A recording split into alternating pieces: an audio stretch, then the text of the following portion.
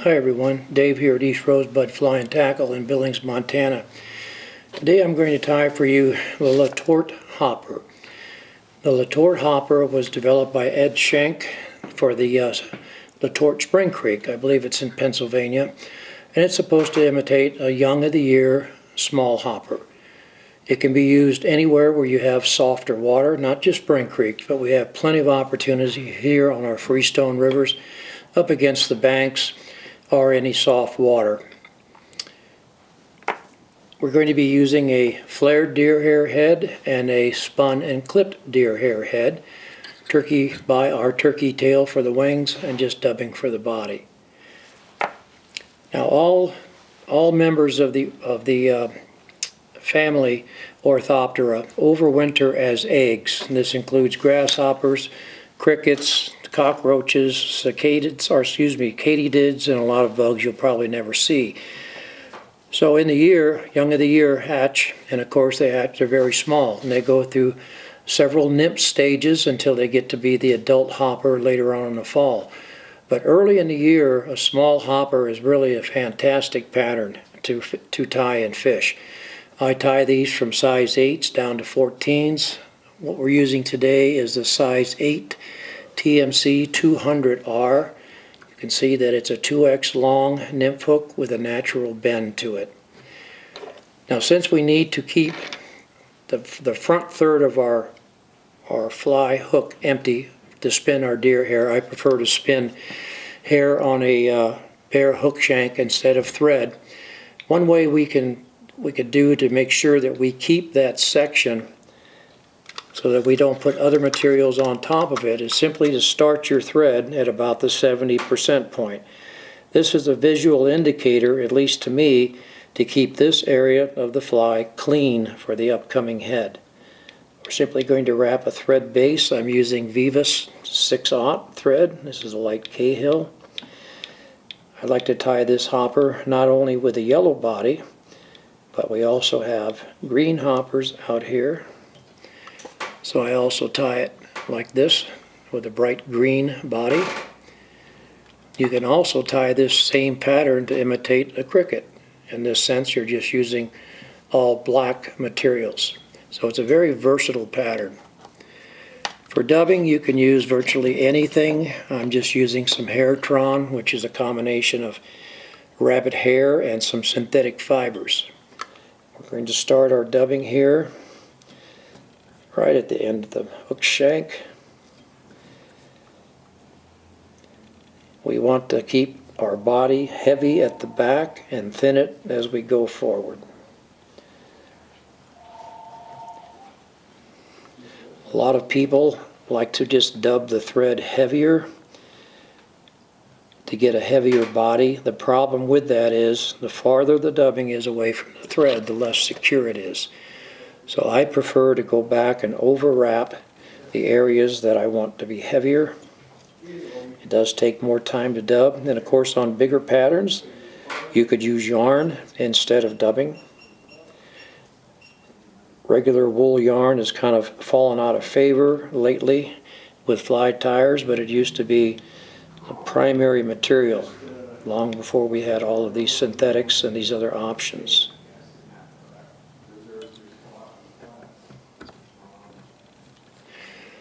Any type of dubbing can be used. I just like a buggy kind of a dubbing that'll help trap some air bubbles.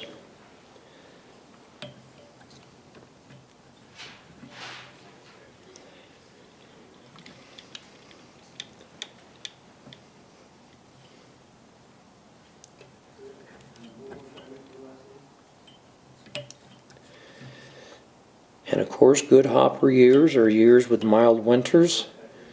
Not a lot of early rainfall. The rain causes a fungus that kills the young, and you want a summer with a moderate amount of moisture to make sure the vegetation grows well.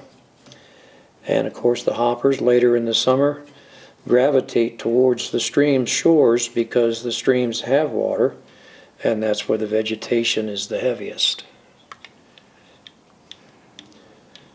Alright, so we've established the rear.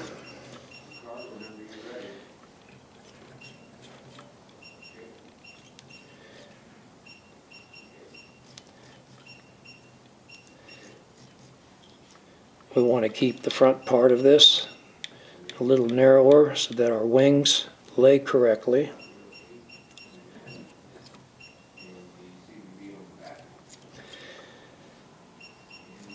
And you can see, since I left that front third of the hook shank bare of thread, that's a key for me to stop wrapping right there. Now for the wings, we're simply going to use some turkey quill. This has been pre-sprayed with Artist Fixative. It's a spray vinyl that artists use. It kind of helps to firm up so that these quills don't split quite as easily. I'm simply going to fold it in half. The heavy end, the end that was up against the quill itself, simply just going to round it a little bit, like so. And we'll straddle the hook shank with this. Get a little bit of a thread base there. Hold this. Straddle the hook shank, and we want our wing to be about to the end of the hook bend.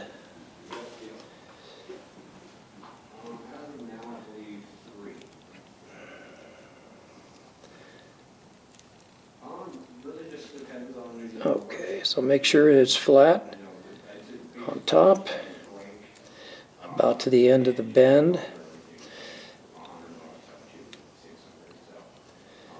Make a soft wrap or two just to kind of condense this material.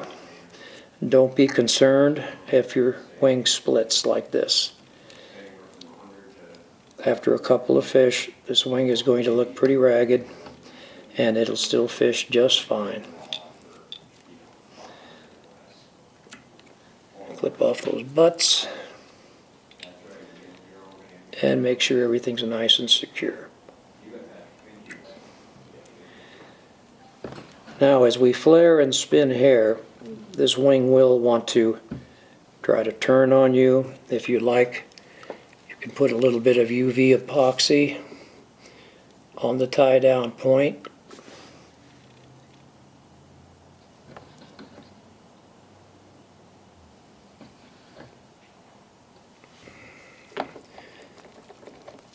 I'm going to get rid of these few fibers here.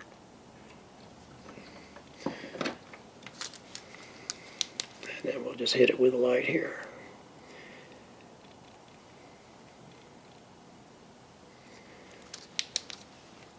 Alright, I'm going to bring my thread forward just a little bit here so that when I flare this hair, it doesn't want to try to twist those wings. I'm just using natural deer hair. This head consists of two parts. You have a collar, which we tie in first. You can see that it's only on the upper half of the hook. So we don't need to spin this first bunch. All we need to do is flare it. We don't need a lot of hair. So simply clip off a bunch, hold the tips about a third of the way down from the tips, and make sure you clean out all the short hair and all the underfur. If you don't do that, the hair doesn't want to stack. And we put a tip first into our stacker.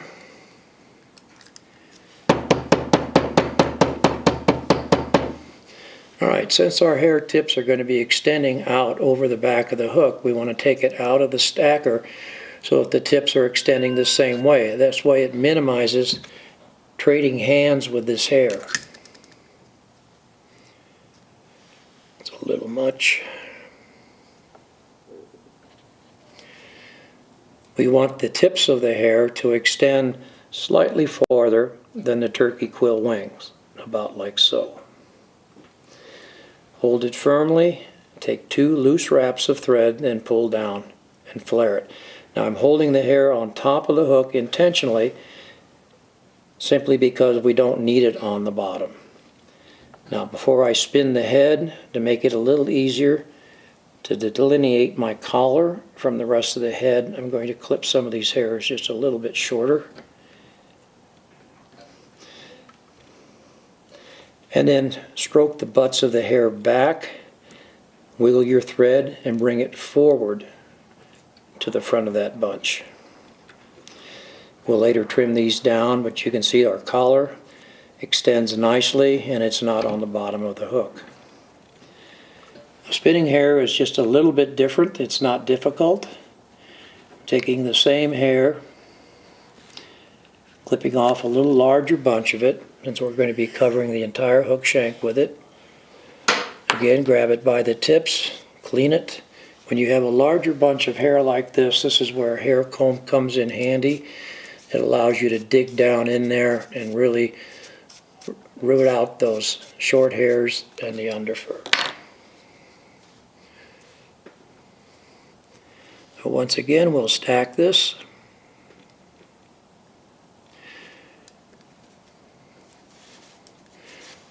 Now on deer and elk hair, the tips are not hollow, so they won't flare. We don't need them. So this time I'm taking it out of the stacker with the tips facing towards the eye of the hook, because I'm going to clip these tips off. We don't need them, plus we don't need to confuse it with our collar. So I have a fairly short bunch here of hair. It's all in the middle section, which is hollow. I'm simply going to lay this over the hook right in front of my flared collar. Take 2 loose wraps of thread over it. As I pull the thread tight, the hair will want to flare and spin. Just let it go, let it spin. Work your way forward with the thread and compact your hair back. Again, bring your thread forward to the beginning of your bunch. Pack everything back nice and tight. Alright, I came up a little bit shy here of the hook eye. Once you tie several of these of the same size, you'll be able to determine what size bunch of hair you need to start with. But it doesn't hurt, and it's no more difficult to spin a second bunch as it is the first. So once again, we'll clean this bunch out and stack it. So the trick of spinning hair, at least for me, it's much easier to spin on a bare hook shank. Make sure you have thread that's heavy enough for the job.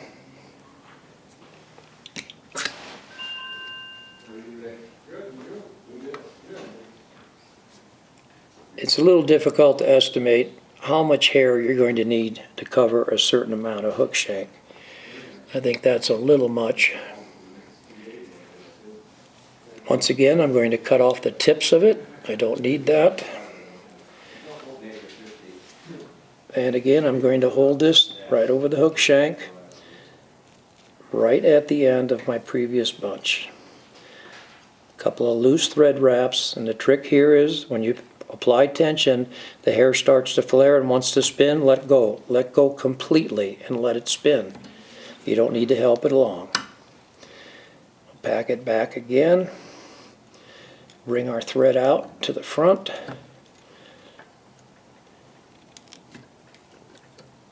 I like to try to wrap my thread back a couple of turns to try to clear my hook eye. It makes it a little easier to whip finish.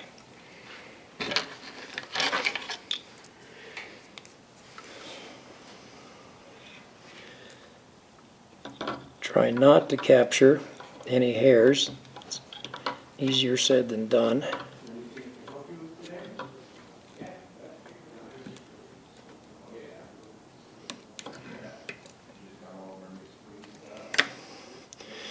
Alright, all that's left really is just to trim the shape of the head. And you can trim the head to about any shape you want. The first cut you always make is at the very bottom of the hook.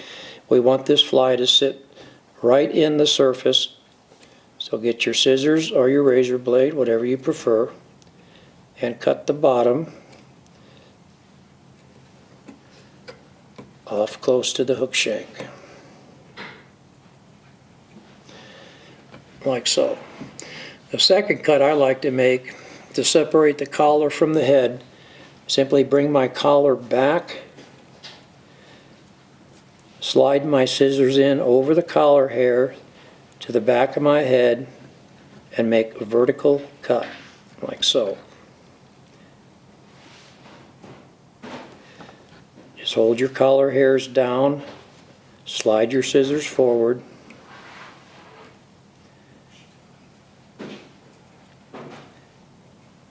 and make a vertical cut. Then you can come back in. I'm going to make this kind of a blocky head. This helps to push water a little bit. It gives it the profile of a hopper. So we'll just rough cut it around here. Make sure that the eye is clear.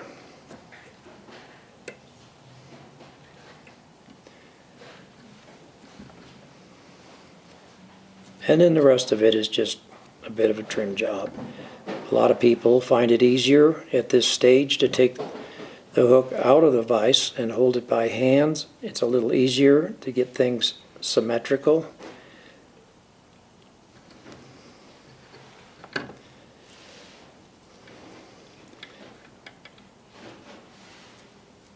And you want to make this head relatively small. This is supposed to be a small grasshopper. It's supposed to have a small profile. You don't have to spend a lot of time trimming this up. The fish don't care.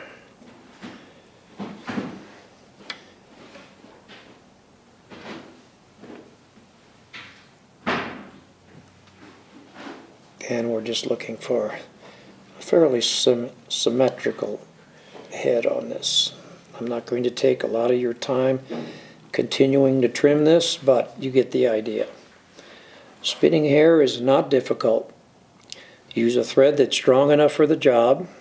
Keep the area where you're going to spin the hair clear of thread or any other materials. It just makes it spin that much easier. And again, once you apply pressure and the hair starts to flare and spin, let go of it and let it spin. So there you have the Letort Hopper. It's an excellent early season hopper. As you're walking through the stream, and you're kicking up hoppers along the stream side, see what size they are. Again, you can tie these easily down to size 14s. It makes an excellent early season hopper. You could also tie it with a green body if you like, or like I say, crickets are just as easy to tie, just using black materials instead of others. All right? Thanks for joining in. If you have any questions or comments, don't hesitate to contact us. See you next time.